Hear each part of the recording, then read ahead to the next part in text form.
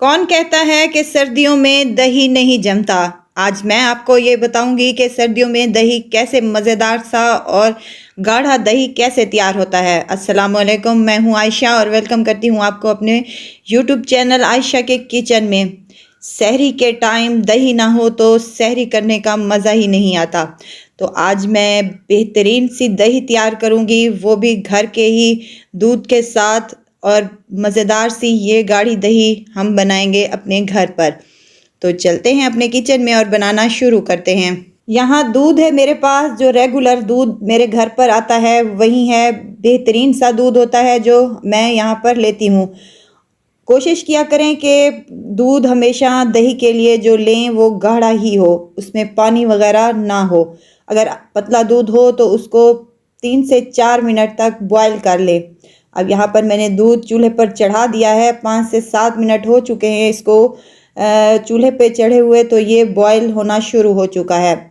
इस स्टेज पर अगर आपको दूध ज़रा पतला लग रहा है तो आप इसको मज़ीद 3 से 4 मिनट तक बॉयल कर सकते हैं। तो यहाँ पर मेरा दूध बॉयल होना शुरू हो चुका है। अब यहाँ पर एक मग्गे की मदद से हम इसको फेंटना शुरू कर देंगे। ये एक ख़ास ट्रिक है दही जमाने की कि हम इसको फेंटेंगे इतना कि इसके ऊपर झाग आ जाए। 5 से 7 मिनट लगे हैं माशाल्लाह से, तो दूध हमारा बॉयल होना शुरू हो चुका है। 5 से 7 मिनट तक हम इसको बॉयल करेंगे माशाल्लाह से। वैसे ही दूध हमारा गाढ़ा होता है, तो ये फिर भी 3 से 4 मिनट तक इसको मज़ीद मैं बॉयल कर लूँगी। बॉयल आना शुरू हो चुका है। अब यहाँ पर मैं फ्लेम को ऑफ कर दूँगी और इसको ठंडा होने के लिए रख दूँगी। अब यहाँ पर मैंने दही जमाने के लिए बर्तन लिए हैं मट्टी के। अगर आपके पास मट्टी के बर्तन अवेलेबल नहीं हैं तो कोई इशू नहीं है, आप कोई किसी भी बर्तन में दही जमा सकते हैं। अब यहाँ पर दूध शामिल करने लगी हूँ। 2 बर्तन है मेरे पास। आप एक छोटा बर्तन में भी दही जमा सकते हैं कि एक पर्सन के लिए ये एनफ होगी। तो यहाँ पर मैं 2 बर्तन में आपको दिखाने के लिए दही जमा रही हूँ। तो अगर आपके पास ये बर्तन अवेलेबल नहीं है तो आप स्टील का कोई मग्गा ले लें, उससे भी आप दही जमा सकते हैं। नहीं तो फ्रिज में जो हम बर्फ़ जमाते हैं वो वाले कटोरे जो होते हैं वो तो हर घर में ही मौजूद होते हैं, उसमें भी बेहतरीन सा दही हमारा जम जाता है। अब इसको शेक करना है इतना कि इसके ऊपर एक मज़ेदार सा झाग आ जाए और ये ठंडा भी हो जाए। तो इसको 5 से 7 मिनट तक हम ऐसे ही शेक कर लेंगे, या किसी और बर्तन में डालकर इसको हम शेक कर लेंगे। यहाँ मैंने मग्गे में कन्वर्ट कर लिया था दूध और इसको 2 से 3 मिनट तक शेक कर लिया था। उस वक्त तक ये ठंडा भी हो चुका है। ये मग्गा जो आपको स्टील वाला नज़र आ रहा है, आप इसमें भी दही जमा सकते हैं। कोई इशू नहीं है, आपका दही बेहतरीन जमेगा इंशाल्लाह। अब दूध यहाँ पर मैंने दोनों बर्तनों में डाल दिया है। अब चेक करने का ये तरीका है कि आप उंगली की मदद से दूध को चेक कर लें। अगर आपकी उंगली दूध का टेम्परेचर सह सकती है तो बिल्कुल राइट है, और ये दूध परफेक्ट है हमारे दही जमाने में।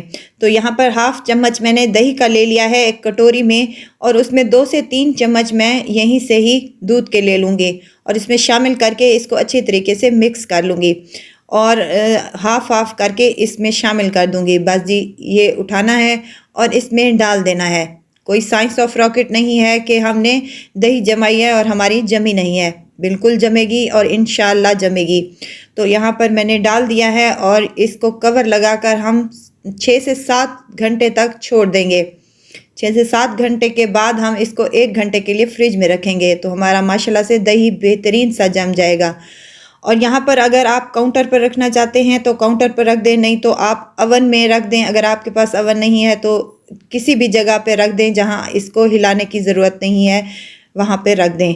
तो 6 से 7 घंटे माशाल्लाह से गुज़र गए हैं। तो यहाँ मैंने इनको 1 घंटे के लिए फ्रिज में भी रखा था। तो यहाँ मेरी दही जो है बेहतरीन सी जम चुकी है। ये देखें, मज़ेदार सी और मीठी दही हमारी रेडी है। तो यहाँ पर अगर आपको मेरी वीडियो ज़रा सी भी अच्छी लग रही है तो लाइक कर दिया करें, सब्सक्राइब किया करें और साथ ही में बेल आइकन के बटन को भी ज़रूर प्रेस कर दिया करें ताकि मेरी हर नई आने वाली वीडियो आप तक पहुँचती रहे। तो माशाल्लाह से बेहतरीन सा दही तैयार है।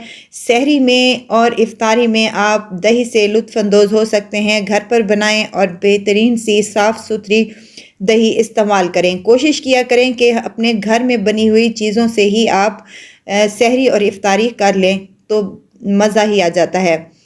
तो यहाँ मेरी दही रेडी है, ज़रूर ट्राई कीजिएगा और मुझे दुआओं में ज़रूर याद रखिएगा। खुश रहें, खुशियाँ बाँटें। इजाज़त चाहती हूँ, फिर आऊँगी इंशाअल्लाह नई और मज़ेदार सी चटपटी रेसिपी के साथ। आयशा को दीजिए इजाज़त, अपना बहुत सारा ख़्याल रखिएगा।